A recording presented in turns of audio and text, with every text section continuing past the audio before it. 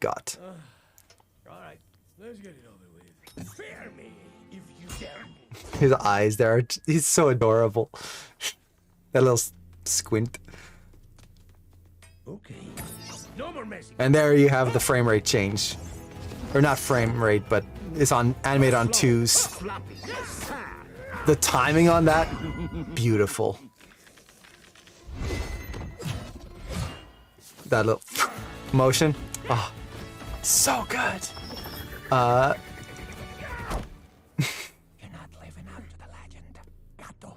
That stop there, you could really feel the energy. So good.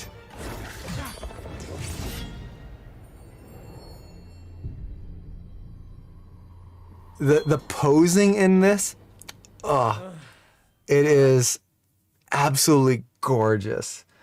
The cinematography, beautiful. The animation, just jaw-dropping. So this is, I love this. Again, I can definitely see why people would find the frame rate change off-putting, where it feels like something has like, there's definitely a feel that changes halfway through and is very perceptible. But at least for me, it's just awesome. I love it so much. It's so fun to look at. And the big thing that I find, so let's actually analyze that before we go into anything else. Why does that shift feel so abrupt? So if we look at it, for anyone who doesn't know what's going on, let's actually frame through. So if you look at the regular animation, you're going to see it's animated on ones. Animated on ones essentially means that every frame something changes. So if you see his face here, I'm framing through 1, 2, 3, 4. You can see there's changes on every single frame. Even when he's holding here, oh, he's so cute. Look at that cute little mouth there, the round eyes. But you can see there's a moving hold. Everything's constantly moving. Just a fun little fact here. If you haven't seen the film or if you didn't notice in the film, Puss in Boots actually wears mascara. There's scenes where like he's in the rain and you can actually see the black around his eyes like leaking down. So he's actually wearing mascara here. It's not just the cat eyes, which I don't know what it is. It just makes me love Puss even more that he's exaggerating his eye shapes there. So we go in here, cute face right there. So again, it's animated on ones. We see that right there. Now, right here, we get that cut. See how it feels a little bit different? Let me play that again. Right through here. Walks back, grabs the sword, changes right there. Okay, what's happening? So what's happening is now the character has been moved on to 2s, which means that, let's go back to the beginning here. We go 1 frame here, hold, see this? I'm framing through. You can see it on the bottom here, the frame range. Doot, doot, and let's go here. Doot, doot, doot, doot. You can see the smears are changing, but the pose stays the same. Then another frame, holds, another frame, holds, another frame. I'm hitting the keyboard really hard here, so you can hopefully see this. And this one holds on 3. So we get 1, 2, 3, move. 1, 2, 1, 2, 1, 2, 1, 2, 1, 2. So it's moving on 2s, sometimes even 3s. And this creates this stylized feeling. Now, why do we go into a stylized shot like this? Spider-Verse was the same thing. One of the big reasons is that it's easier to see individual poses, and that makes it feel more dynamic and more explosive, I guess you could say. If we compare the motion here, this is definitely a lot smoother, a lot more organic. But unless the character holds in one specific place, like when he's pulling out the sword here and he holds that pose, it's very easy to just get lost in the constant flow of things, which is not bad. It's how real life works. But once we get into here, because it's animated on 2s and each frame holds a little bit longer, we can see and feel the individual poses which makes it feel more like a comic book or more, how to put this? It makes it feel more graphic and makes things stand out more. Our eyes feel things more clearly because of it. So that is one of the reasons why we would want to use something like that. It accentuates the action. So is that good or bad? It's different. That's really it. And yeah, it feels like anime. Anime is typically animated on 2s to 3s, maybe even 4s. And it has that very unique style. It has that 2D style. Let's see, do they leave it in step mode when they have it on 2s? Yeah, that's basically it. It's animating in step mode. So here you can see he hits that pose and he holds and he pops up here. Now we get a nice little smear frame, but it's essentially animated on step mode. And we just get that really nice pose to pose to pose. So you're not letting the computer fill in the gaps for you. Let me find another moment right here. It's right through here. So you'll see he holds here, freezes, goes through, freezes, jumps up, holds, and goes through like so. And then there's this section here on 1s, and then it goes back to 2s right here. Okay, so how does that work? Exactly. So a few of you mentioned here, the background is still moving on 1s. This is a very important thing to keep in mind when you're animating something like this. If the background moved on 2s as well, this would be super jarring, because essentially what would happen is as you have this camera move here, notice how the camera move is nice and smooth, nice and just clean pan up. If the camera move was to move on 2s with the character, it would create the feeling that the whole world is skipping, whereas it goes move, hold, move, hold, move, hold. And that would feel very jarring. Our eyes would not be able to track it. It would make you sick looking at it. So in these types of films, and you'll see this in 2D cartoons as well, backgrounds are almost always animated and moved on 1s when you have a camera move. The characters, though, are moved on 2s.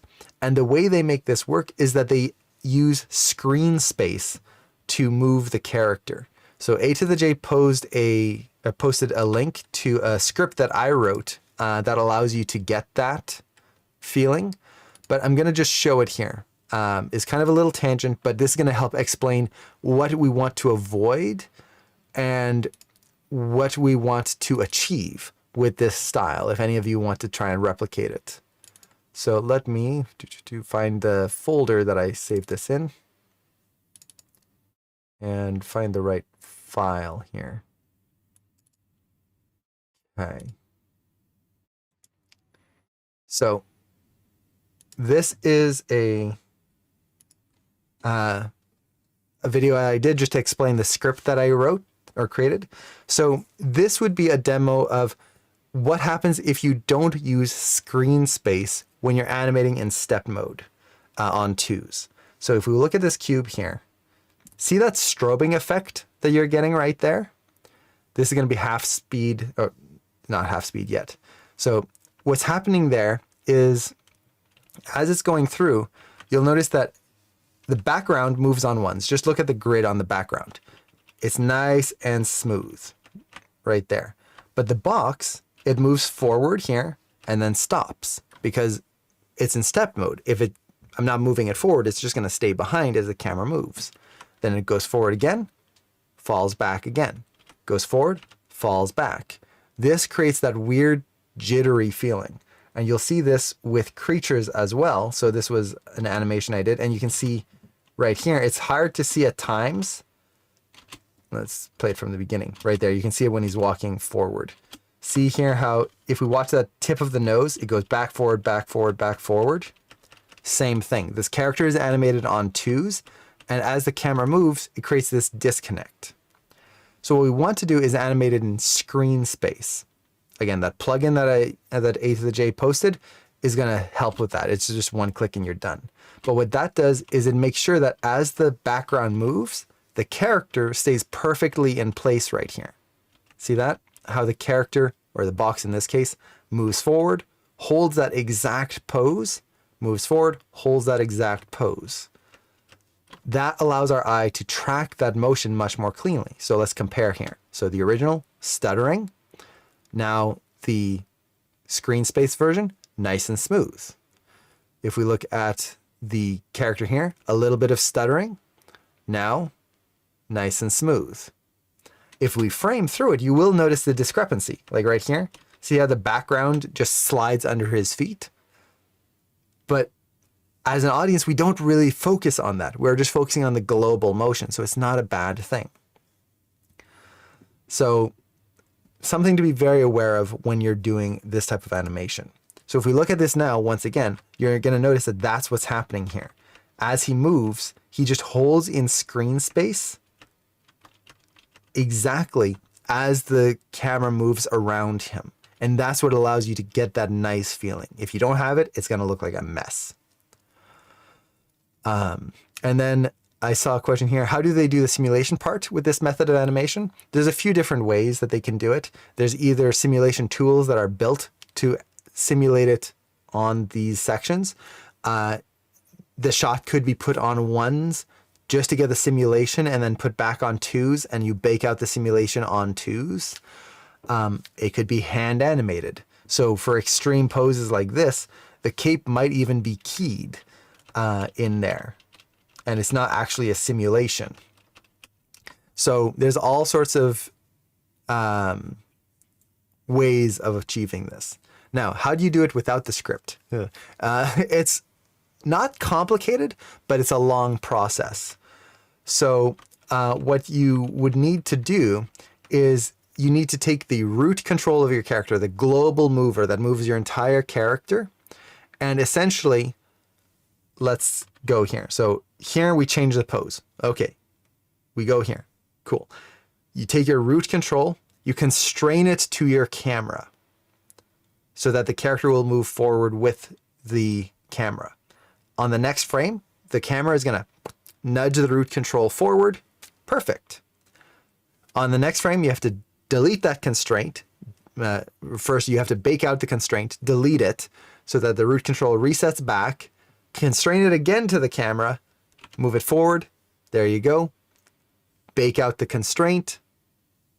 So it now animated forward, delete the constraint, go one frame back, the root control is back to its default, you constrain it to the camera again, allow it to move forward. It's a very tedious process, but it's essentially constraining, baking, or like keying, and then repeating the process. And yeah, that's what the script essentially does. It does all of that for you in seconds instead of having to do it every single frame all the time. It takes forever.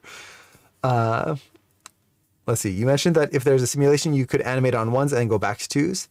If you animate it on ones, why go back? For the stylization, for that feeling of seeing the graphical shapes to it. And to be fair, when you're going on ones, it doesn't mean you're polishing on ones. Essentially, like if all I'm doing is simulating the cape, all I really need to do is make sure that the body isn't breaking on all those in-betweens, and I'm good. If the body isn't working perfectly, who cares? We're going to get rid of those ones anyway. So it still removes about half of the amount of work you're doing of polishing every single frame. So it's not like you're animating perfectly on ones and then removing a ton of beautifully polished animation. You've got beautiful polished animation on twos and then like animation on ones that's essentially just getting you enough to get the simulation, and then you get rid of them. So you're not actually losing work, if that makes sense. But then, yeah, a lot of it's going to be either hand animated or they're starting to develop tools that kind of do the work for you so you don't have to simulate it on ones. So that's basically going over the style here, which the style, again, everyone has their opinions on this and it's totally valid. For me personally, you're going to just hear me gushing about this because I love this style. I think it's just gorgeous and so much fun to look at. So with all that out of the way, I need to enunciate. Let's actually dive into the actual animation bits of this. And I'm just going to essentially hit play and then just pick on my favorite parts of this. That's really what we're going to be doing here. So let me unmute this for just a second, and let's just hit play. All right, let's get it over with. Fear me if you dare. So good. Okay, so this whole first bit here, there's a lot of stuff that I just absolutely adore. So one thing I really love here is how they're pushing his reaction to his face. So as he's pulling down, you feel the drag in the mouth. You feel that bottom lip really getting pulled down as he's dragging. And as he lets go, we feel that bounce back up right here. That's really good. If ever any of you have the chance of animating a character that's interacting with the face, really try to push that interaction. Have those cheeks get pushed around, have the mouth get pulled. It really adds a whole lot to a shot. So this is really beautiful. I also really love the hand pose here. Even though he's got like stubby little fingers because he's got paws, kind of half paws, half hands. We get that really nice clear shape and silhouette right here. And then that nice silhouette of the shoulder right through. So very clear shape language in here. Very nice. The line of action of the whole body is really helping to push this pose, that kind of tired feeling. He's slouched over, but then you have the contrast of the head, which gives that feeling of what would be the right emotion. It's not stress, but like not even quite frustration, because his eyes are kind of relaxed. It's just that kind of the emotion. If his head was leaned forward, so a lot of people when they're first starting out posing, I'll see a lot of, okay, you've got the line of action of the body, the head has to follow the line of action, and you create this smooth line right through. The problem with that is that would just create a feeling of tired versus I'm done with this, just let it end, I'm tired. So this is where head angle, the angle of your head, really plays a lot into the subtext and storytelling of your pose. And it's very important that we think of why are we putting the head at a certain angle and how is that going to exaggerate a pose or an emotion. So very important thing to keep in mind here. Now, the thing that I really love is this little hold right here. Look at that little face. It's adorable. So what I really love here is many things, but let's kind of break it down to three things. So first is the moving hold here. He gets into this pose here and he just holds right there. So from frame 19, technically I would count the moving hold from frame 18 because then it's just his jaw moving. But from frame 19, we'll say, to about frame 26, 25, 26, he's just holding. We have a little bit of a moving hold. The arms are just kind of swaying back and forth here. And we get a little bit of a residual overshoot. He turned his head kind of down and around right here. And then from there, we get that little overshoot back and it just settles. And for about 6 or 7, maybe even 8 frames, depending on when you count that hold starting, he is holding. And especially like for any of you who are in the dailies classes that I teach at Animation Mentor this last week, a lot of the notes that I was giving this week was, don't be afraid to hold, to have a character just stay still. Because as living creatures, there are a lot of times where we're not really moving. You don't have to have a character shifting around and wiggling and sliding across the screen. You can hold them, and it creates a much more appealing dynamic motion overall, because then we can really appreciate the motion when it happens, and we can appreciate the pose when it stays still. Now, you don't have to keep a pose frozen completely. You'll notice that there is some residual motion, but if you just kind of look at the core body here, it is barely moving. Maybe a few pixels. If you kind of watch this little cat clasp right there, you can feel a few pixels as the ears slowly moving up as he's breathing, essentially. He's taking a small breath right there. Don't be afraid of holding the character. Now, how do you make it so that your character doesn't freeze when you get into a hold and just kind of and die? Basically just freeze on screen. It's essentially how you get in and out of that hold. So if we look at this here, beautiful posing. Look at that nice stretch of the face right there. As he gets into this, he gets into the hold at different times. So the biggest thing that I will see students struggle with is when they move a pose into another pose, everything stops at the exact same time. So body, arms, head, everything dunk, stops on the same frame, and then dunk, starts moving at the exact same frame. If we look at this here, look at the body. The body has stopped moving and starts to go into the hold right here at around frame 15. So the body is leading the action and then it stops. From there, the next thing that kind of stops is his head. Specifically, if you look at the nose, his head overlap right there. And then that freezes around frame about 17, so 2 frames later. The arms, they kind of hit their hold, I would say probably around frame 20 right here. And then this arm is going to overshoot and kind of overlap a little bit. And then the jaw hits its closed pose right around frame 19, 20 as well. So you can see that there's this offset of elements in here. Everything is stopping at the same time, or sorry, everything is not stopping at the same time. Everything is coming to a stop at a slightly different time and then settling nicely and evenly through there. So how do you achieve that? Well, you could offset your keys. You could do all of that. For me personally, I just do it in breakdowns. So I'll just have my key poses the way I would. I'm not saying this was how it was approached, but an approach you can do is you would have your key pose, so probably right around here, frame 12. You would have the next pose here, frame 20. Those are your 2 key poses. And then you just break it down. Add another key right here on frame 15. The body has already reached its final position. So you're just putting the body into place so it doesn't move. It's reached the end before everything else. Even when it starts to move, you can have the body really lead that action here. So the body is going quite quickly here as the head is just starting to overlap. So it's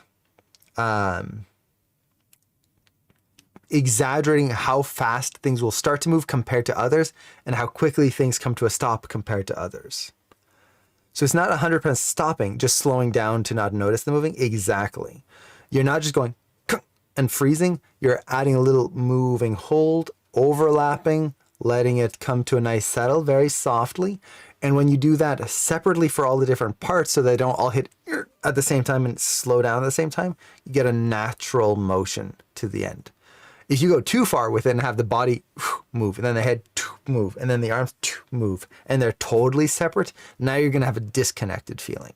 It's the opposite of pose to pose where everything feels too connected. So it's just, you have to go enough. And that's the hard part, finding the sweet spot in there. But it adds this beautiful life to this. Now, same thing like when he gets out of this hold, when he starts to move out, we feel the jaw start to move first. Then the lower face right here, we can start to feel a little bit of the body also starting to move here. Then we feel the body drag down. We see the head rotating, but if you actually look at the nose right there, the nose is staying in place. So essentially what's happening is his body is dropping like that, and his nose is pointing back to where it was. So his head is just dragging there as his body is dropping. And then from there, that then leads to the head starting to arc upwards as the body comes down here. And then as he gets into his next pose right here, we feel the head stops first. See how it gets to that angle here and then freezes a little bit before he kind of gets that extra pop. But that stops first as the body keeps rotating and the shoulder keeps going upwards here. And Jupit, thank you so much for the sub. I really appreciate that. Thank you so much. Oh, I love this song. So we're getting that nice offset of action. Now this is a basic thing, but even in this subtle motion, when we watch this at speed again here, pay attention to how everything kind of starts and stops moving. And you get this really nice natural dynamic motion in there versus just sliding from pose to pose. And then you get this one right here. He's so cute. Look at those little teeth. The little tongue pushing through right there. The lip sync in here is beautiful as well. They're really exaggerating the tongue sticking out, the mouth shapes. One thing I really love, the slight tangent here. If you look at Puss in Boots' mouth shapes, they are really pushing the cat mouth by not having us see the corner of the mouth. So a typical mouth, if you were to kind of draw it out here, you have your top lip and then your bottom lip right there, and you get something like that. We could simplify a bunch of different versions, so we get something like this, and then the teeth would be right there, tongue like so. But you'll notice that you get that nice corner right here. That's what we will typically aim for. Or if you're doing something really cartoony, I should draw the teeth in here as well. Right through there, tongue right there. So if we do something really cartoony, you can go kind of the Luca, Steven Universe kind of mouth shape, which is kind of this bean shape right there. You could do that. To get the cat shape here, you'll notice that what happens is the corner, as the bottom line goes up, it's always going into a round shape here, right there. Always into that round shape. And this creates that cat-like feeling, because if we have that kind of, again, bottom shape right here, and we do this right here, now we get that cat mouth right there. So it's, where does this line up to the upper cheek? Yes, the 3. But it's not just the 3, because if we do the 3 like this, and then line up the mouth corner like that, that's not going to feel like a cat mouth. It doesn't feel fluffy enough. If you watch the way they're shaping his mouth, they're always doing this, letting the cheeks extend past the corners of the mouth. So the cheek actually goes out to here and then right around there.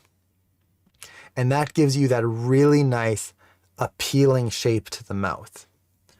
And it just keeps everything really nice and appealing through the whole thing. And Automanimator, yay, I'm glad it's working. Congrats.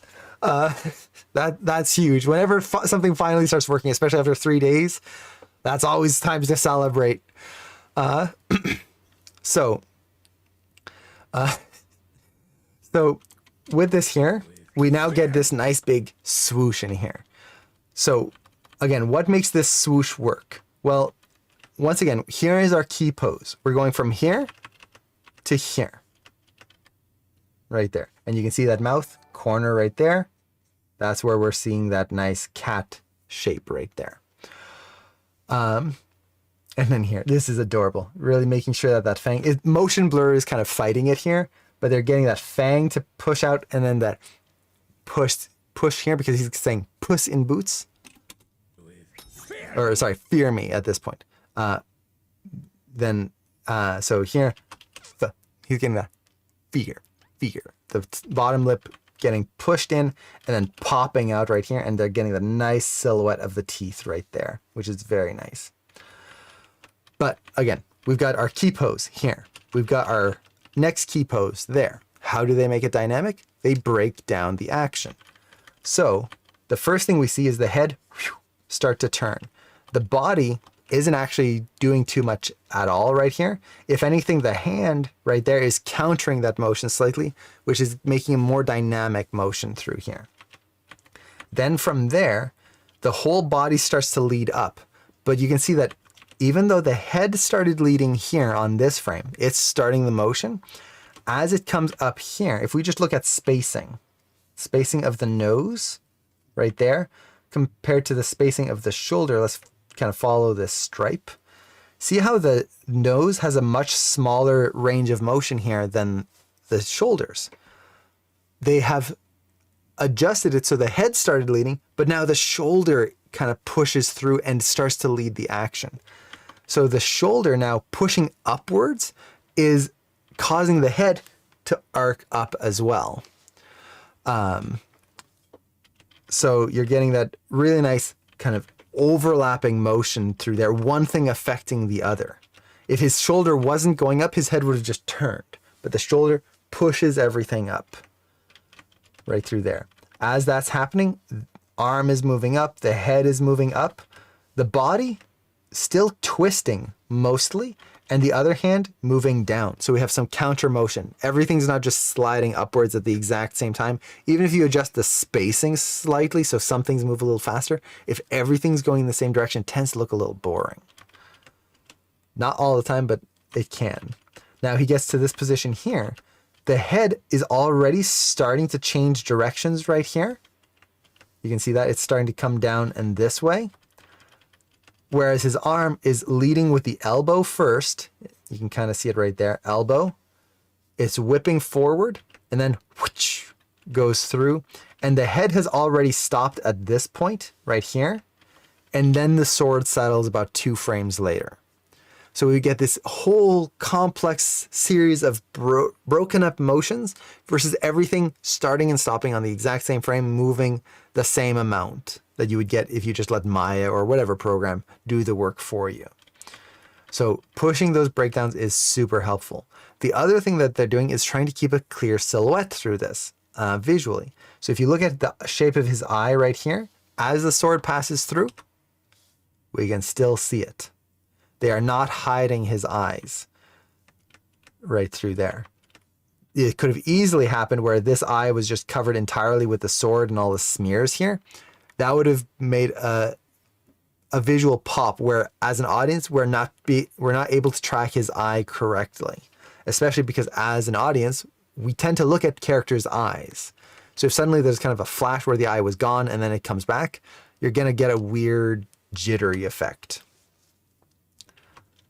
So we get that. Very nice. Beautiful mouth motion. Like if you just watch the corners, you can really feel that compression in the mouth this way before it kind of starts to come down and in and then pops back open right there. So you get that nice whoop motion right through here. You can especially feel it in the whiskers right there. Nice expansion afterwards. And what I really like here is they're not animating both lips at the same time. A common thing that I'll see in a lot of student work is the lips kind of moving up and down together all the time. So even though you're doing this up and down, which is good, you don't want to always move the lips exactly together. So for example, if I go pop, pop, my bottom lip is going down, but my top lip goes up. Pa, pa, it goes upwards. If I'm already up here, pa, pa, my top lip doesn't move. Pop, pa, pa. See that? It stays still. So here, when they do that pop here, look at that top lip. It pretty much stays in place. There's a little bit of motion, but they focus on the jaw and the bottom lip. And then you have that bottom lip kind of keep rolling past the jaw. So you have the jaw motion, then the lip. Creates this beautiful organic motion through there. Now, the next thing I really love about this is his reaction right here. So you have the wolf here swinging through, knocking the sword out of his hand, and we get this really nice impact here. So no reaction to the sword here, and then suddenly, boonk, it's left his hand. We feel the hand reacting, but his face hasn't reacted yet. So right here, 112, this is the initial impact. His reaction here kicks in right about there, 115. That's when his eyes start to react. So 112, by 115, 3 frames later, he's starting to react. And then we get his actual expression 3 frames after that. So it took about 6 frames for him to get to the actual realization that his sword is gone. And even then, he hasn't realized it yet. This is just a shock. This is the, whoa, what? And he hasn't even processed the information. The moment we get the information is after the cut. He hasn't even reacted yet. He's just looking at his hand and kind of trying to figure out what went wrong.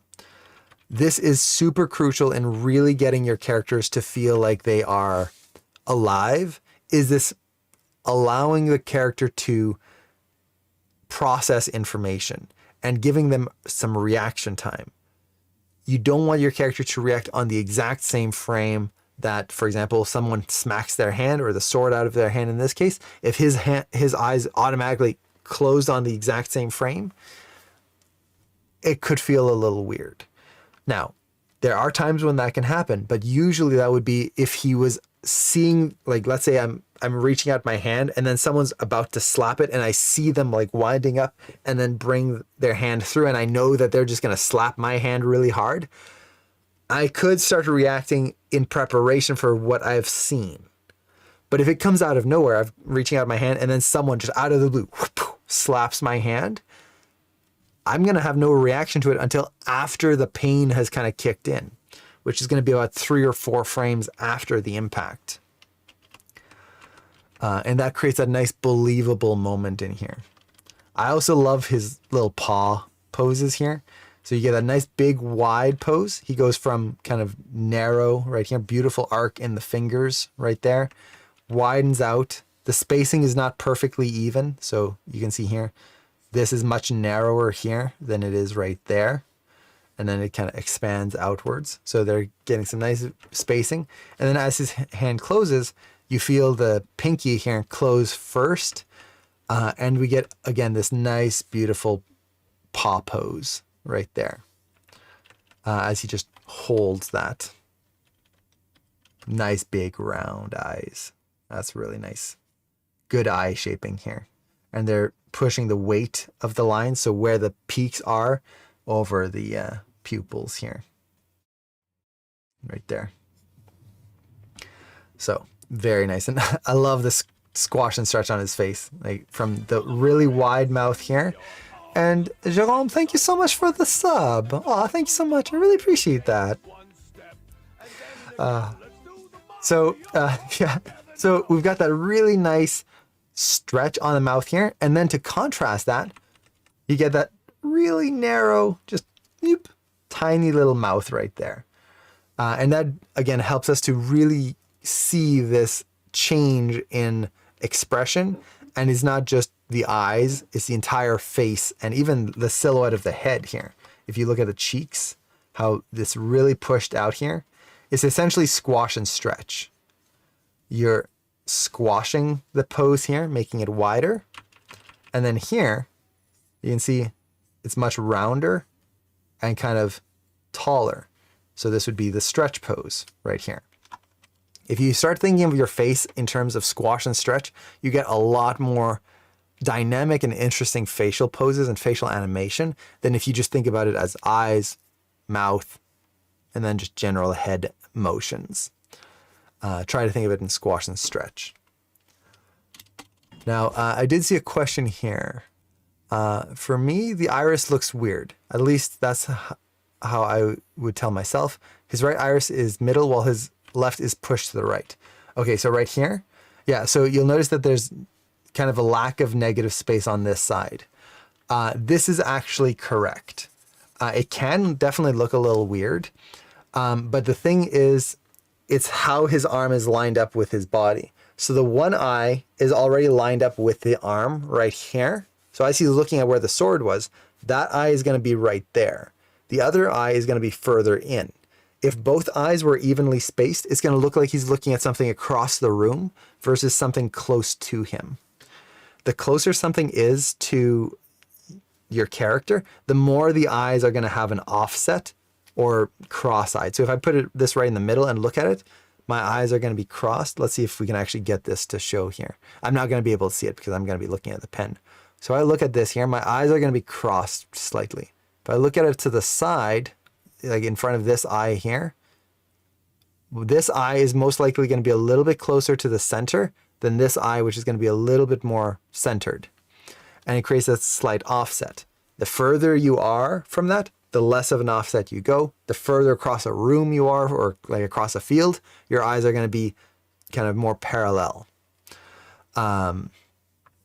Then if you go into kind of like an inner thought, and you're just kind of thinking and not paying attention, your eyes will actually defocus and sometimes even go out slightly. So you get a slight wall-eyed, not much, but just a slight wall-eyed feeling. If we were to, okay, this is going to be terrible here, but I'm going to find a pose here that I haven't drawn over, and let's just clear out his eye here. And it's going to be terrible because I'm terrible at drawing eyes evenly. So let's just kind of match this pupil right here. So if we do the same thing here and bring this over to the side, it's going to be about this big right there. So something like this.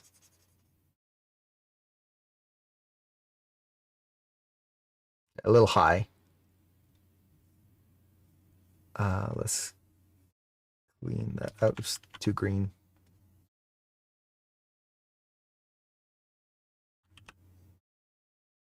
So a little bit more like that. Let's add that little shine bip right there. So now you see he looks like he's looking not at his hand, but something off to the side. Like he's looking at where the sword went instead of looking at where the sword was. So we get that. See how that brings his focus to his hand and feels close, whereas the other one makes it feel like he's looking far, far away. So it's not that you're incorrect at all, because it definitely looks weird, but it's one of those moments where we actually do want it to look weird because it's going to bring the focus in the correct spot. One of the big issues that I had when I was starting animating is I would always try to match the negative space. So if there's a negative space about that size on this side, I'll do it on the same on that side. And you're always trying to match it.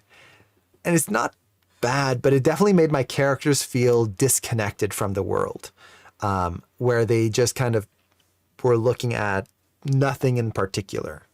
The moment that you start crossing the eyes and playing around with the offsets, you start to get a much more connected character, although you can also go too far and now the character is just like not looking at anything.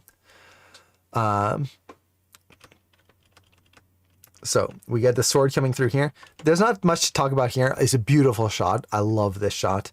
But one thing I do love about it is if you watch the spacing of the sword right here in screen space, you can see it's moving forward, moving forward, moving forward, kind of linearly. It falls back slightly and then bonk, right there. There's that little pause before it shoots forward. And that just adds even more impact. It's almost like an anticipation. It's like they're coming in and then slams in. They could have pushed this so that the spacing on screen space was here, and you'd still have that little bit of a speed up right there.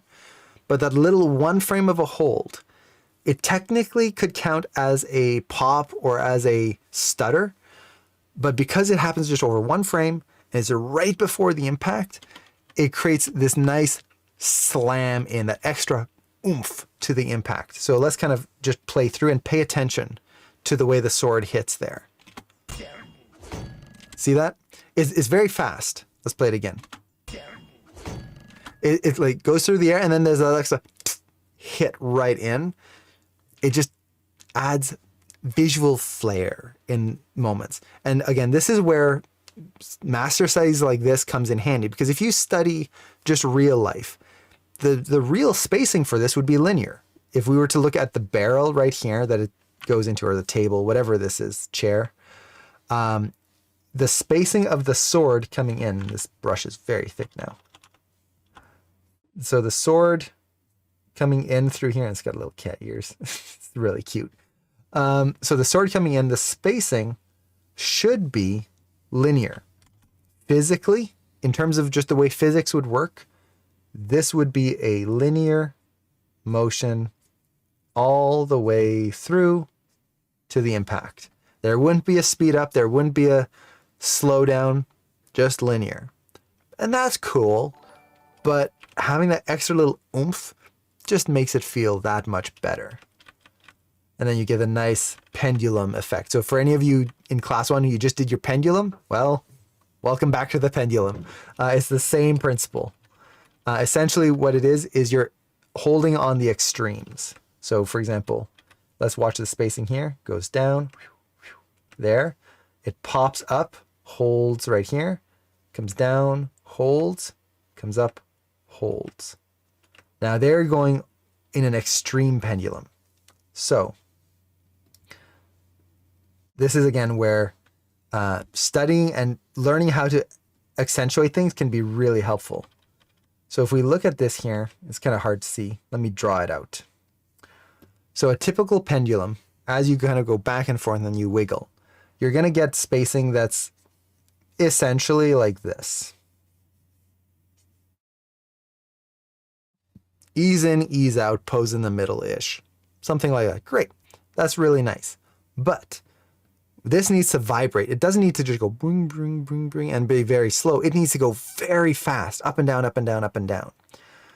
And how do we do that and still make it read? So you're going from the bottom here, 1, 2, then the top 1, 2 to the bottom.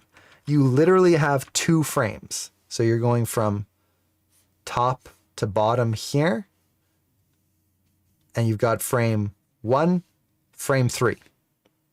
How do you do that? How do you make that read? Well, you just let it pop, and you favor one side more than the other. So you just go boop like that. Ease in, and then you go from frame 3 right here to frame 5 right there, and now you can go this way. And now to avoid just repeating the same pattern, so this frame 5 to frame 7, maybe we do this one, we're going to do it a little slower. Frame 8, and we're going to ease out here and then ease in there, like so. Now it's just added a little variation, and then we can go from frame 8 to frame 10. I'm not saying this is exactly how they did it, but it's one way. And then we can ease in here. So something like that. Now we're starting to get a little bit of a difference in each offset right there. But we're just exaggerating that spacing. What you don't want to do is, let's do this super roughly here, is this. That's going to be boring, and you're not going to read it. It's just going to feel like just mush, because essentially our eyes are not going to be able to track things properly. Instead of focusing on individual moments, we're going to focus on just global motion. So you're going to see the first pose, and then our eyes are going to see the middle pose, and then the end pose here, then the middle pose here, that pose, that pose, that pose. And we're just seeing a ton of poses. And every one of them holds for only 1 frame, so it's just going to be mush.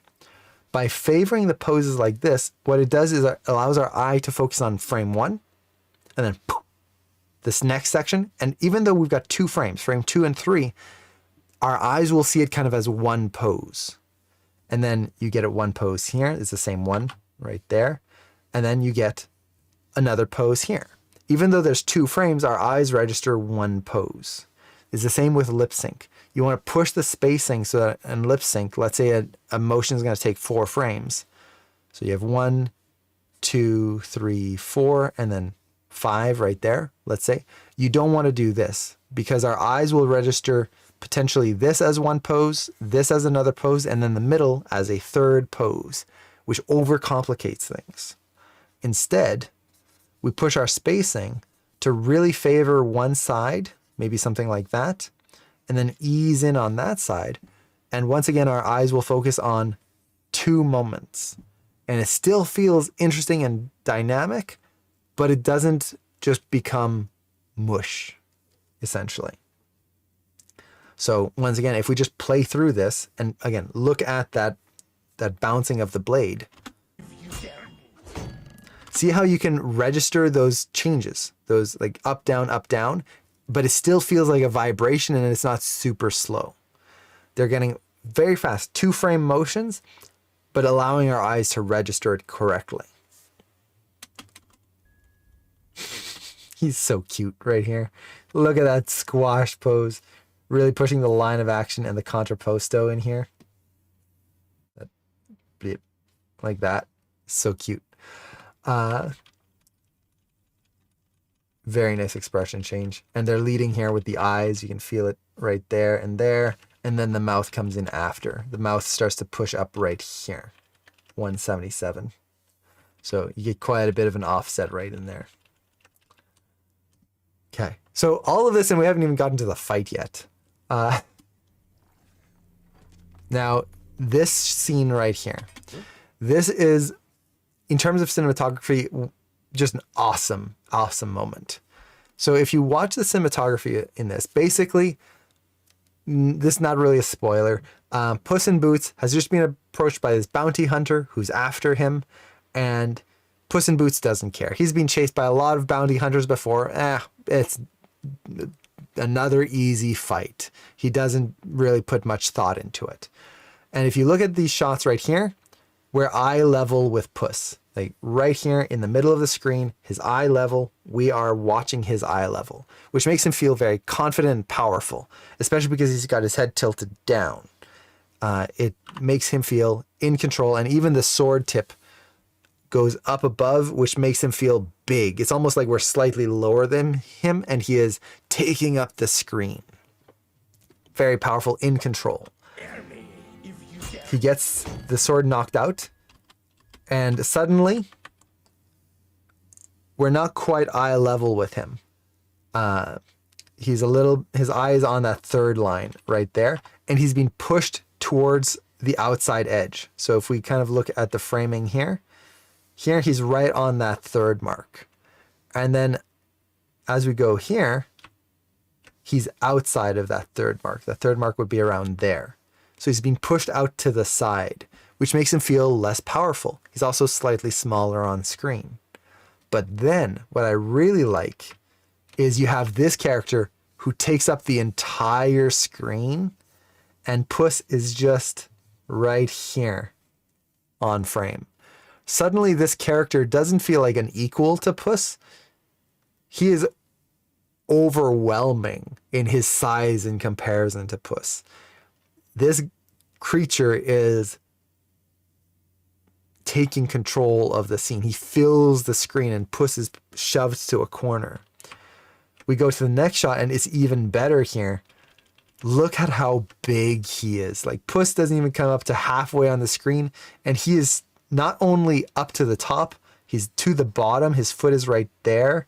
His tail comes in over halfway.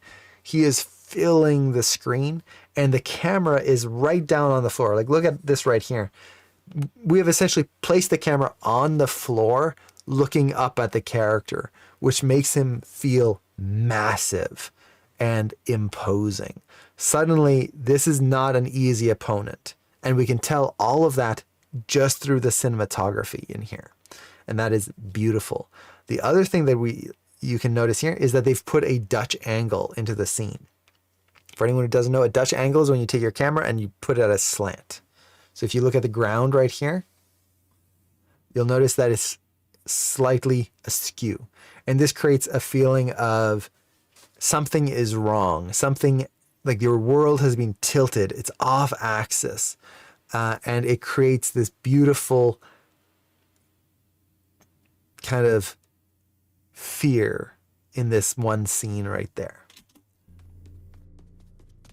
Even his steps back. It's not just a simple walk back, but you get that nice cadence in there, where you get that kind of slow step right here, slow step, smaller step, wider step, and then lots of little hops right there.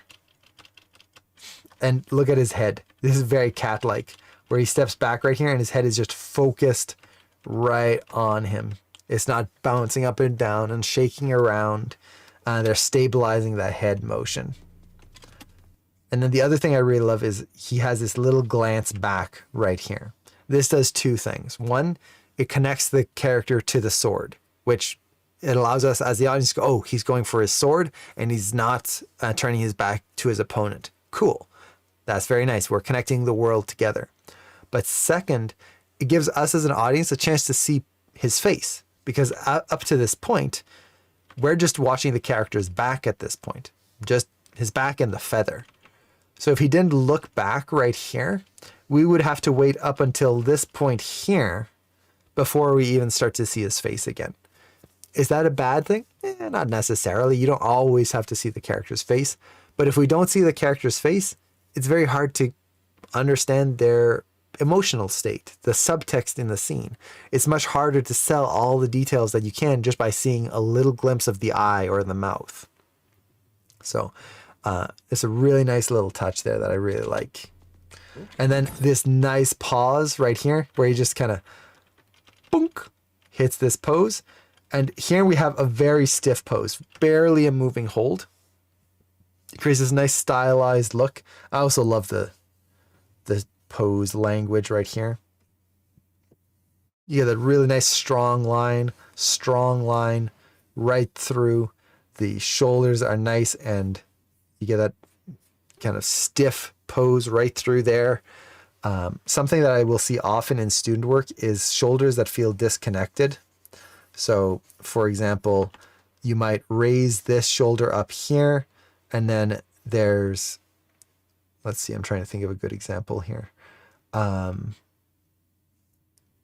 Let's say you have your character reaching out this way, and then your shoulder is going to be down here, and then the other arm is going to be kind of up here, like that.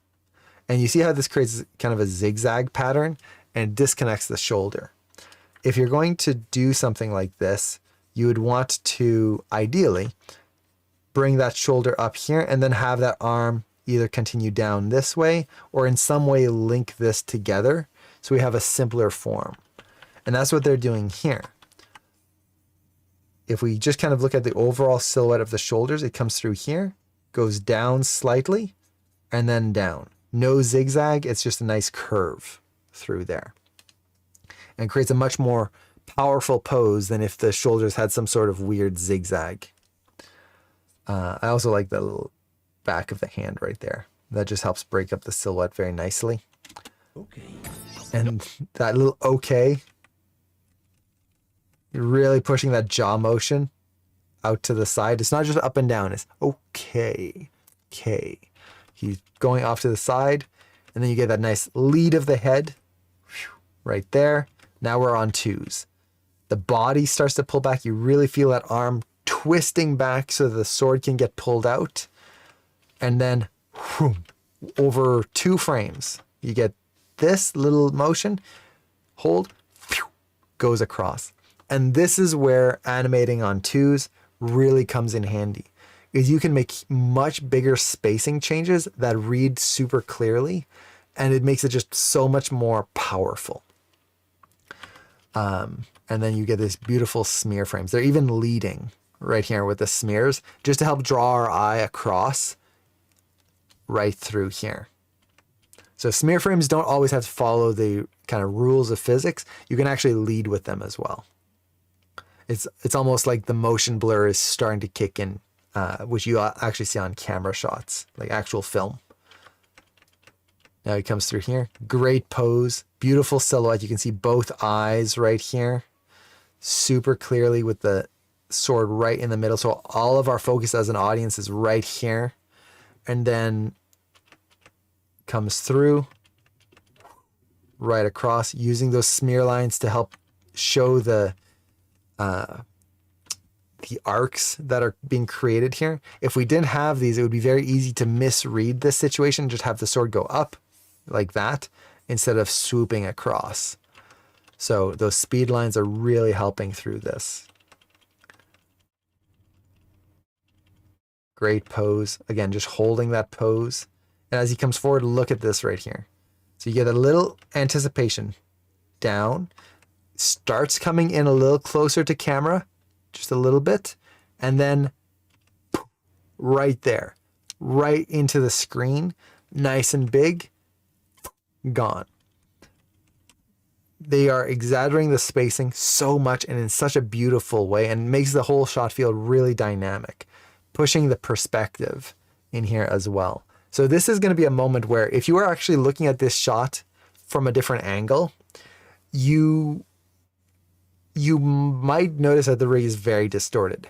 My guess is that they are scaling a whole bunch of aspects on this rig to get these to feel correct. So here, the head is probably quite a bit larger than it should be. And then the hand here might be actually a little bit smaller, potentially. And what this does is it allows you to get that extra feeling of depth. Just because we're working in a 3D space with a kind of physical-ish camera, it doesn't mean that we can't cheat the perspective. And it just makes things so much more dynamic through all of that. And I love how the cape just slowly, like almost like a flame, disappears. So cool. Now here, this run. I love this run. Okay. So this run, there's something that really makes it feel good to me, which is the... Oh, and actually to answer the question, are the smear lines matching the specular highlights of the sword? Pretty much, yeah. Well, yes and no. They are matching it somewhat. Like right here, you can see they've got these little... That's cool. It's just a little bit of water kind of flicking off the end of it. But it's mostly just following the arcs of motion. Same thing here. You just get these kind of arcs. And smear lines, there's not really a specific rule to them. As long as it kind of leads your eye across in a nice way. That's the important bit. But for that run here, what I really want to pay attention to is the spacing of the feet. So typically when I see people doing runs, especially when they're first doing a run, what I'll see is the arc of the foot come through, and it's going to be something like this: a slight ease out, and then it speeds up, and they're going to have a slight ease in. So something like that. It's very linear in the middle with an ease in and ease out at the beginning. And sometimes I'll even see something like this, where it goes slow, fast, randomly. And that's going to make a run that's essentially going to look like this. It's just constant motion. Move. No visual interest in there. Just like what we were talking about, the sword bouncing up and down, what we want is to hold on a certain pose to make it read more clearly, and then to have some visual contrast. So if we actually look at the spacing here of the foot is right around here, comes forward right there. And now see here how it just holds. We get that little angle change in the foot right here. Doop. But the foot itself is holding up here, and then goes from extreme bend to straight in one frame. Right through here. Then it comes back. When it's on the ground, the foot has to move essentially in a linear line right here. See that? It's almost linear. Otherwise, the foot's going to start sliding on the ground. In this case, he's speeding up, so it's easing out right there.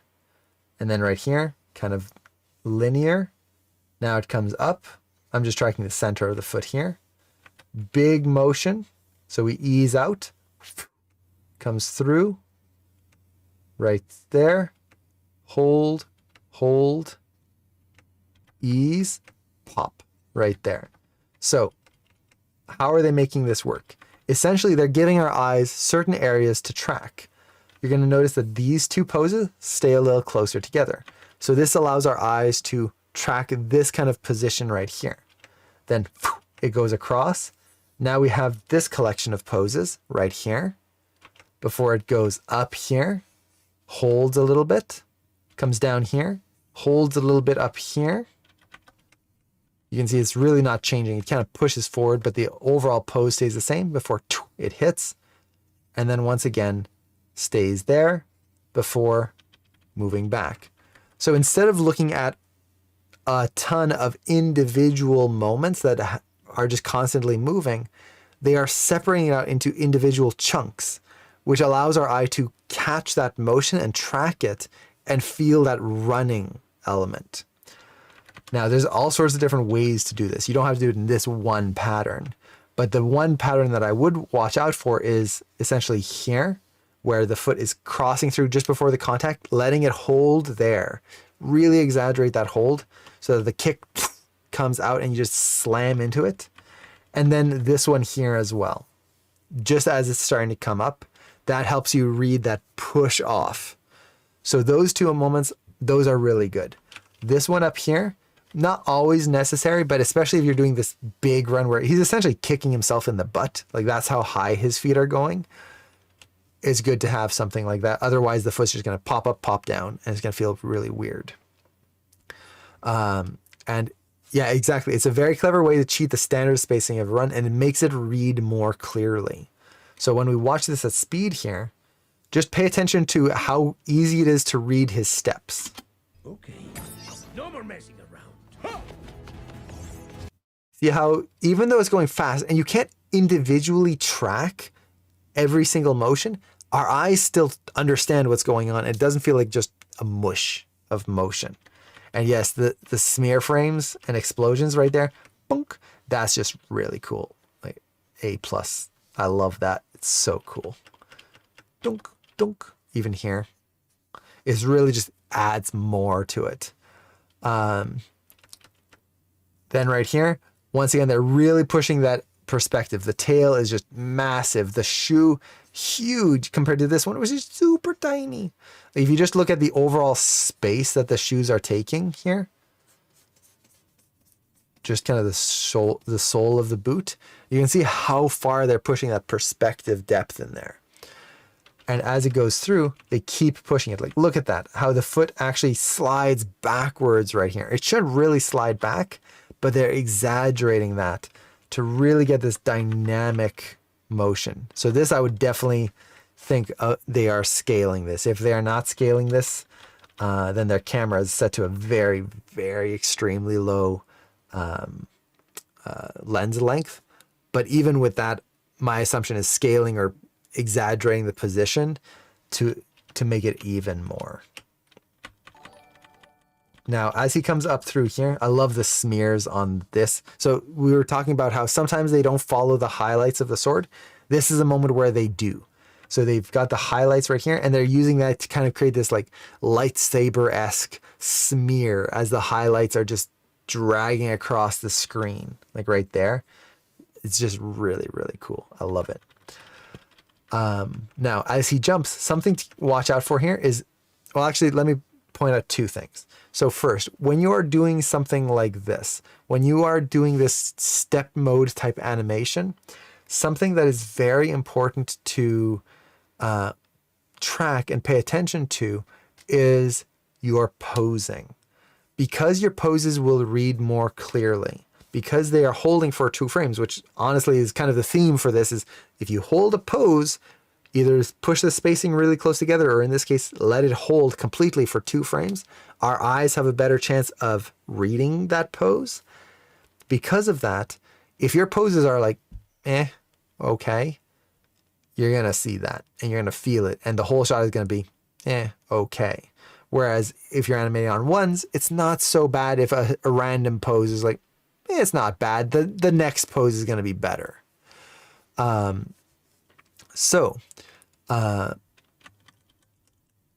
With this, every single pose has to be super clear. The line of action is powerful. The shape language, you can see the shape of the body isn't just a square. It could easily fall into just rectangle body here. This leg here could just be a tiny little blip right there. The foot could just be a giant boot right here. No, they are making sure that we can see the depth. So there's the sole of the boot right here. You can feel the shape of the boot there. You can even feel the shape of his leg behind there. The shape there, the boot right here. So you can feel all the forms. His body is pushing down into this kind of angle right there and swoop. You've got this nice clear line right through the arms coming through.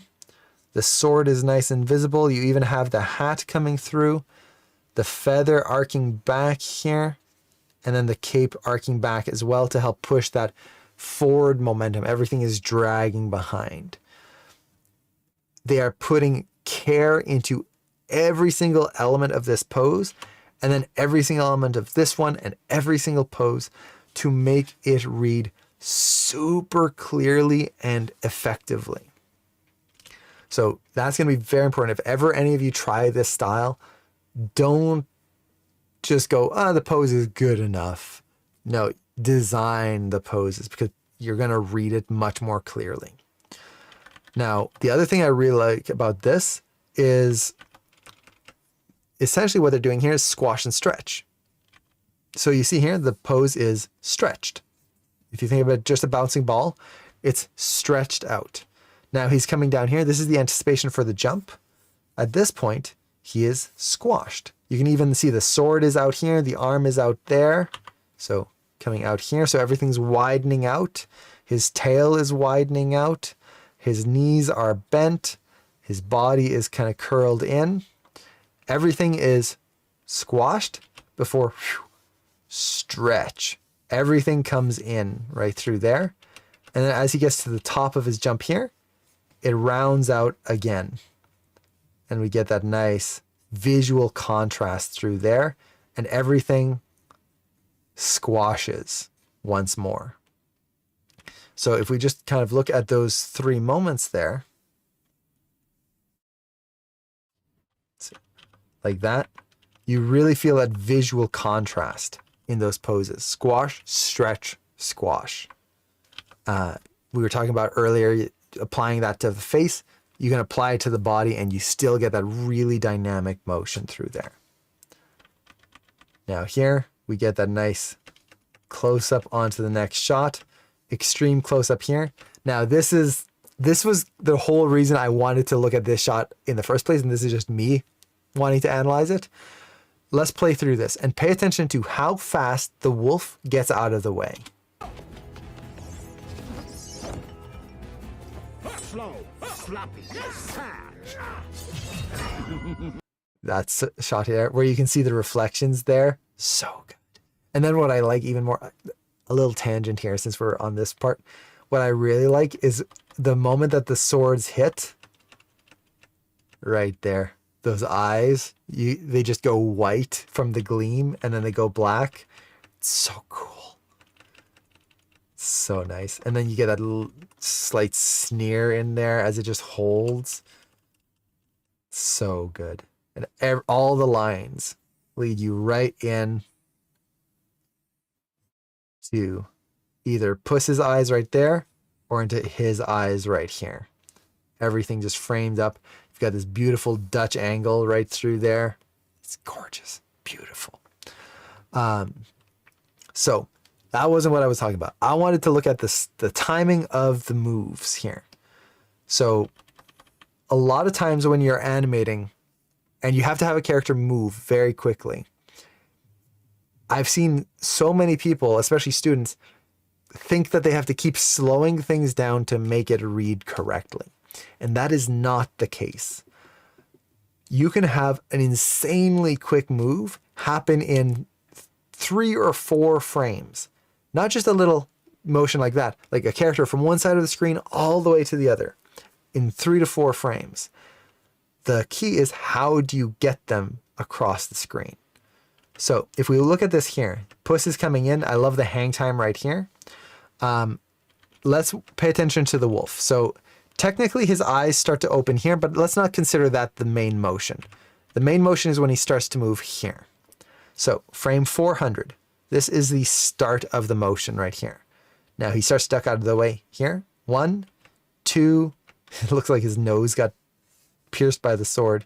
At speed, you don't even register that. So again, 1, 2, 3, 4, 5, 6, 7. Look at that smear frame. 8, 9, 10. Okay, so that was 10 frames right there. So there's our end right around here, frame 411. So 10, 11 frames. Okay, that one is pretty slow. Now, it's still insanely fast because the character is whipping around the entire screen in 11 frames. Now, the way they do this to make it work is they start with a small motion. So, for example, here, you have the eyes opening and the head slightly tilting right here. What this does is it allows our eyes to notice, oh, I shouldn't be looking over here. I should be looking over here. And it draws our faces or our attention over. Then you start with a small motion. We've just got the tilt of the head as essentially he's going like this, ducking down and his nose is dragging back. And then from there, we start to move the character back a little bit and then just snap them. Pew! Pop back. And you'll notice that they are dragging. If we look at the nose here, you see it goes back through there. But in this case, we read it because all of our attention is moving this way. So we're watching the sword, we're watching his nose, everything moves across. That's good. At this point here, our attention needs to turn around. All of the motion that we've been watching over here so far is moving us screen left. Now we need to move screen right. So what they do to make this work is that they let the nose drag right here. See how far back it's dragging as his head is like way past that point. So you get that stretch right here, and the body is just filling up this screen. Like look how fast that body is moving right through here. Right there. Now from there, you still see the nose, so we can still track it going across the screen. And now they're using multiples right here. Do you need to use multiples? Not really. It's just a different way of leading the eye. And essentially what this does is it just creates a way for us to, again, keep track of that motion. And then right here, same thing. They're letting our eyes track this motion before coming back into that hold right there. Okay, so they get that very nice motion and they're leading our eye from one side of the screen to the next. How do they make it so that the motion doesn't feel stiff, where it just hits a wall and just stops?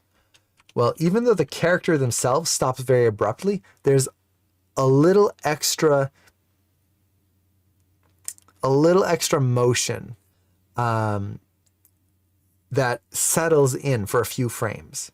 So if you look at this here, for example, the nose comes in right there, and then you get that little bit of raise up, the ears overlap right here, and continue to move ever so slightly there as the fur kind of settles. Maybe it even bounces right here. The final settle is around 420 right there. Whereas he stopped on 411-ish. 410, 411. So we've got about 10 frames of hair and cloth and ears settling for a while before before it finally comes to a stop. And that's what creates that feeling of life versus just chink, and it freezes. And yes, Puss's reaction is so good where he attacks and then he doesn't even realize that something's happened until like after, and he has to look around right through here. And they're really pushing that spacing. So right here, he holds. If we just track the nose, push that up, they're stretching the face right here and then ease in to the end right there. Same thing here. He looks around. Spring. Look at the head. Boom. It's stretching across. Boop. And then back right there. Very nice and fast. Now, this next motion here. Puss goes through. Look at that fast motion for him as well. And they're leading this with his tail, with his boots. Everything is leading our eye into that direction here, right into that sword swing there. He goes through, and now we have this. So you have, this would be the start of the motion, 443. And then 1, 2, 3, 4. I would say about 4 frames for the wolf to get to the end. From one side of the screen to the other in 4 frames. Right there. Now again, how do they do that? Well, first, they lead our eye with a slight motion. So you have that little ease right there. That's kind of allowing our head to, or our eyes to start that motion. And then they swing through very quickly, allowing the smear frames or the stretch to draw our eye across. In this case, the arm here is also helping by pushing our eye screen left right there. And then the settle is a very extreme ease right through there. So fast, ease, settle in right there. So a 4-frame motion, so you have 43 right there. It's 443, but so let's see, where does he settle in right here? 448, I would say. So 448. So we've got 443, 4, 5, 6, 7, 8. If we were to do a motion like this, nothing would read. It would just feel very even, very boring. Instead, we need to exaggerate the eases ins and out. Now we could do something like this. Like that. Okay, cool, that could work. But now we're not getting any favoring of one side over the other. This side and this side feel very even, very similar. And it creates an odd symmetry and a lot of motion. So instead, if you push the spacing here, there's a slight motion right there at the beginning. And then technically he's just then easing in at the end there. That gets you that nice motion. And then not only that, you have a little ease at the beginning and then a lot of ease at the end where things settle. It creates this very nice dynamic feeling and keeps it alive. And yeah, the cup basically just disappears in one frame right there. It doesn't even exist anymore. Poof, gone. And then you kind of get the same thing going through all of this. So here, this is a totally different way of doing it, where you have the after image right here. It's staying in place. Essentially, we get a little bit of motion with the hair kind of starting to lead the action. But because we can see the previous pose, our eyes can still track what's going on, see that motion across, and then move through. And once again, this takes about, so 61, this is the start. 1, 2, 3, 4, about 4 frames before he comes in, and then you get a nice settle. You get all of these different eyes right in there. So 4 frames. This whole spin right here. We get 1, 2, 3, 4 right through that whole spin. The way they make that read is once again pushing that spacing where you have the head really only go away from us for 1 frame right here. Then we see the eye. And then all of a sudden, we see that face for 3 frames right here at the end. Let's see, how is that double image created in Maya? You can just duplicate the geometry. So this would be a moment where you would like take your rig here, duplicate the geometry, move the rig over to the side, and the duplicate would just stay in place, and you could adjust it a little bit, sculpt it a little bit, things like that. Same thing here. So you duplicate this geometry then, and leave that in place there. And then you have your other piece right here, so on and so forth. So that's one way of doing it. You could also just have multiple rigs in the scene that you just turn the visibility on whenever you need a multiple so that you can just kind of repose them together in this moment.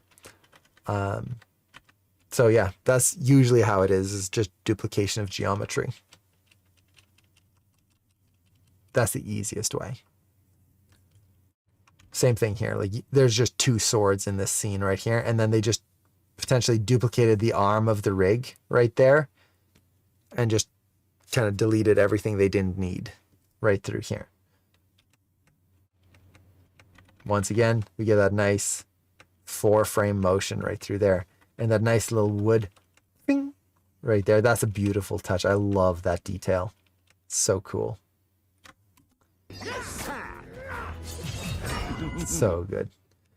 So yeah, and I love these insert shots of just the sickles here, just reaching for one, reaching for the other, and then it comes into the center. So good. I love this shot. And then I don't have too much more time, unfortunately. I will have to get going pretty soon. Oh, the laughter is fantastic. But something I did want to go over here is this moment here, where Puss is being pushed back. It's one of those moments that, for me personally, I love these types of things, where a character is interacting with the world and we see the reaction in the world compared to the character, or I should say in the character with the world. So as the character is being pushed back here, you see that he's not just moving in a super smooth way. If we look at the spacing of the boots here, let's kind of take this one here. You can see there's a slight ease. It pushes back, comes to a stop, pushes back again, very fast here, comes to a slow pause right there, pushes back again, slows down, pushes back, slows down. So there's this kind of stuttering moment there where the foot isn't just sliding back in a linear way, but you have that kind of grip, loose, and it creates such a fun dynamic sense of strain in the character versus just having the feet slide back. So especially if you're dealing with a character like screeching to a halt, they're running into the scene, come to a stop, don't just have those feet glide as if they're on ice and they come to a perfect stop. Have that little stutter in there. It makes things feel so much more powerful in your scene.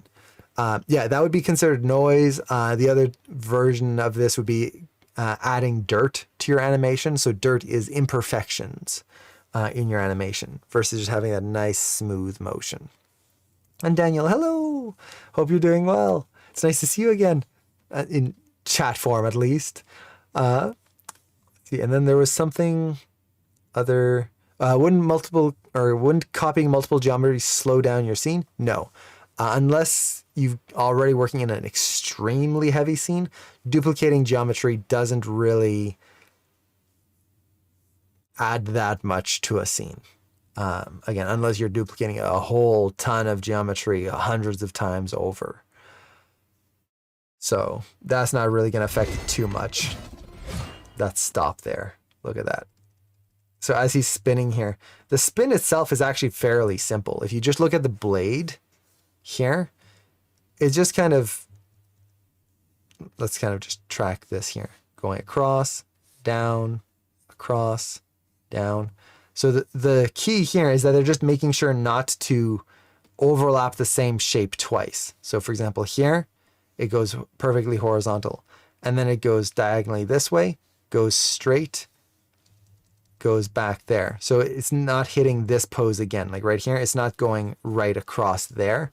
It's a different position. So it creates a better feeling of spin versus if it was like this. If you're just doing that, it's just going to feel like it's kind of popping. So you need to keep that continual motion going around. And PJ, thank you so much for the sub. Oh, thank you so much. I really appreciate that. Thank you so much. I love this song. And then that grab right here. I love that you feel that slight anticipation with the hands and they're just closed and then they tighten in right there and you get a nice overshoot. Look at that. If you just watch the hands, just think of it like a ball. It's really just going boing, like that. Boing. And then settling. That's really all it is. Boom, done. But it creates such a nice feeling of weight to that whole performance there.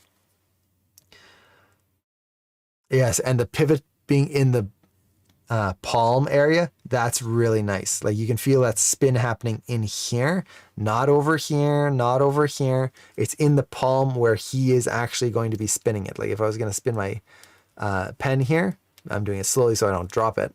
It's spinning from where I am holding it and not just from some random point in the air. So good. I love this spin. This is, when I was watching it for the first time, this was one of those moments that stood out as just like, this shouldn't work, but it works and I love it. He hits this pose and he just stays in it the whole time. He doesn't change. It's the same expression. There's no like offsets or like different overlap in the pose. He's literally just flying through. Even his tail just kind of stays in the same shape going through right up until the end when he comes out of the pose right there. And it works so well. They use it a few times in the show and it's, I don't know what it is. It's so fun. Like it's just a straight, it's almost a T pose. It's perfectly symmetrical. It shouldn't work, but it does. And then you get this really nice pose here before he gets just stopped and look at the elbow here. You're going from a nice straight line, bend, you really feel that impact, and then right away straight. And you get that overshoot where the hand goes forward, back, forward, through there. So you get a little shake in there. That adds that extra little energy right through. The other thing that I really like with this is how his whole body reacts as well. So it's not just him freezing, you feel that shake happen through the whole body. It shows that there was a lot of energy in this attack. It wasn't just like catching a fly in midair. There's strength in that arm because he caught something that was actually quite powerful. And then right here, how Puss just kind of holds that exaggerated curve right here for just a little bit. So he kind of comes in here, whew, right around 809, and then he holds that, starts coming out about 119 or 819. So about 10 frames. He just kind of holds that exaggerated up whew, before penduluming down. So good. Animating a muzzle this long must have been a pain. Like you can see it, the way they're shaping the lips, how you've got controls everywhere. You've got the controls on the back. You've got the whole shape right here that you have to watch and pay attention to. You've got the shape of the nose right here and how it affects the entire actual nose right there. Shape of the bottom right here. They did a beautiful job. Really pushing, and then the tongue. Like look at that tongue there. Really shaping all the words right there. Beautiful camera angle. The animators did an amazing job on this. And then the last thing I want to show here is just this impact. Something that I found really interesting. Well, there's so many things that I found interesting.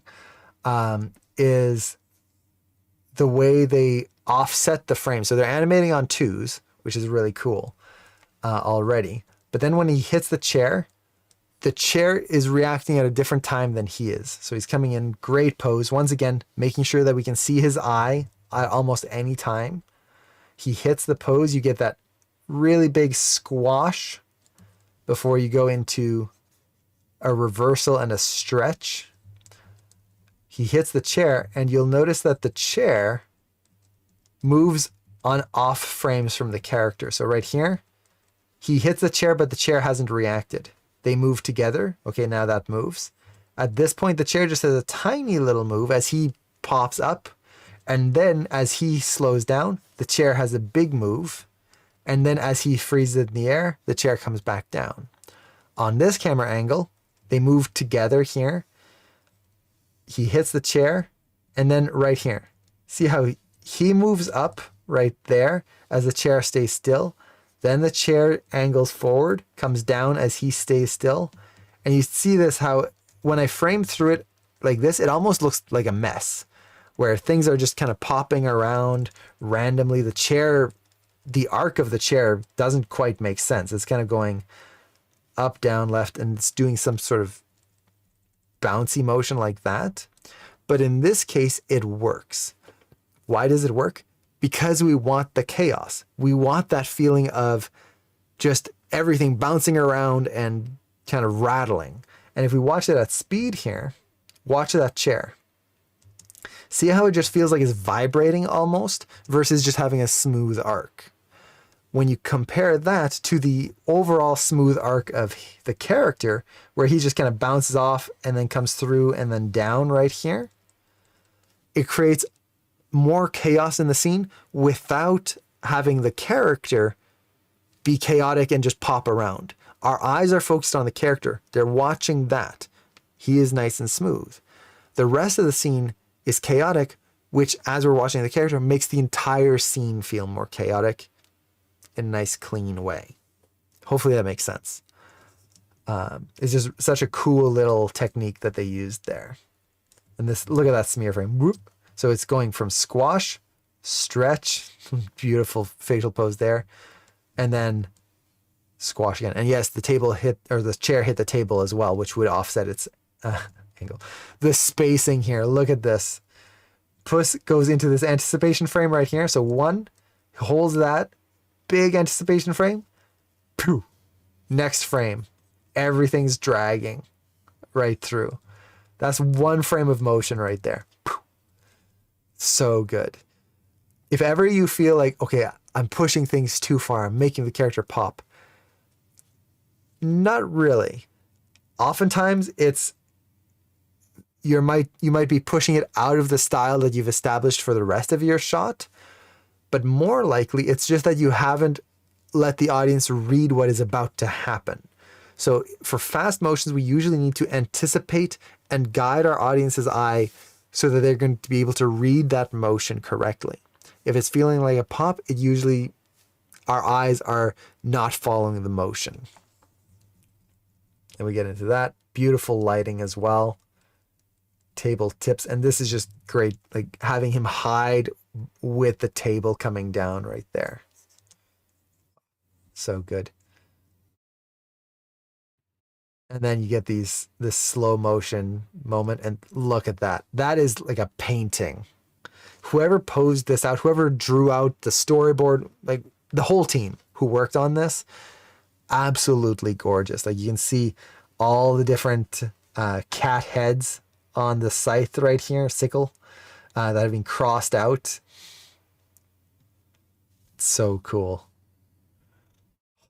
Beautiful. Just the line of action through the character, how our eyes are following his face, looking right into Puss, how all of the lines lead through. It's just absolutely gorgeous. And then I love this moment, how the color changes back to normal the moment that the sword hits the ground right here. Dunk, and the color shifts back. Beautiful, beautiful editing.